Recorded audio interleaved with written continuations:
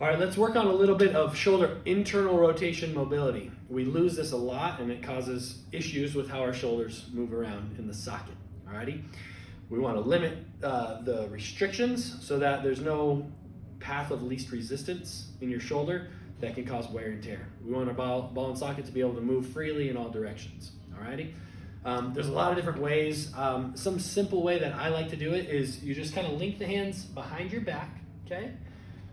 No death grip, but just nice and relaxed, and then kind of hinge forward just a little bit and let your elbows kind of chicken forward a little, okay? What we're looking for is like a posterior side kind of stretch deep in that shoulder, nice and easy, okay? And then you can kind of, if you find some pain with that or like, ooh, that's really getting tight, squeeze up, get your shoulder blades back, elbows kind of pulling back, hold for about 5 seconds, and slowly let them come back. You can kind of come forward more if you want.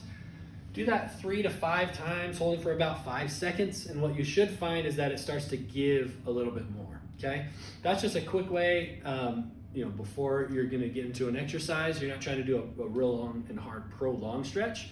It's a contract and relax stretch. Get the tissues used to kind of moving in that position. So when you're benching and you're getting deeper into those positions, if you're an overhead athlete, things like that, it's gonna help, again, that ball and socket stay where it should, okay? If you're looking for a deeper, longer stretch after you've done activity, tissue is warmed up, let me show you another one here on the table.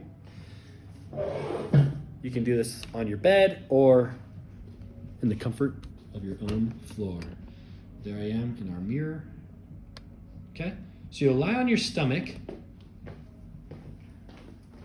Okay, even if you don't have a fancy face hold, that's okay.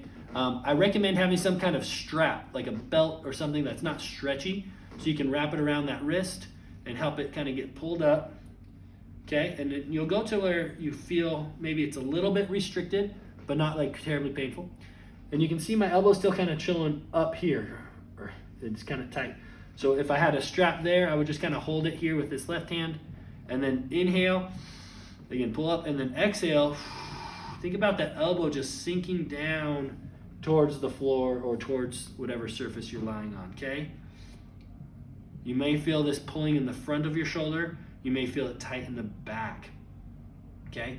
What you can do is hold that. Again, try not to, this hand's gonna wanna come down if it's really tight. That's why you have a strap here. You can hold it there, but that seems a little less, smooth. So let that elbow sink down, hold, and then let it just relax into that. We're trying to get a deep stretch in the back side of the capsule, the tight tissues on the back of the shoulder, okay? You can work up to doing this for even like 6 minutes, just a low load, prolonged stretch to get that tissue to free up and loosen up. Start with like 30 seconds at a time though, because it can be pretty intense. Give those 2 a try. Again, you don't want to do prolonged stretching right before an activity necessarily. You want to warm it up and then do some like active stretch like I showed you standing. But then you can also try this prolonged one after you worked out, or especially if you're an overhead athlete, throwing, hitting, volleyball, all that kind of stuff. Doing these kind of stretches after helps reduce the tension on the back side of the shoulder that is sure to come about. So give those a try. Let me know how it goes.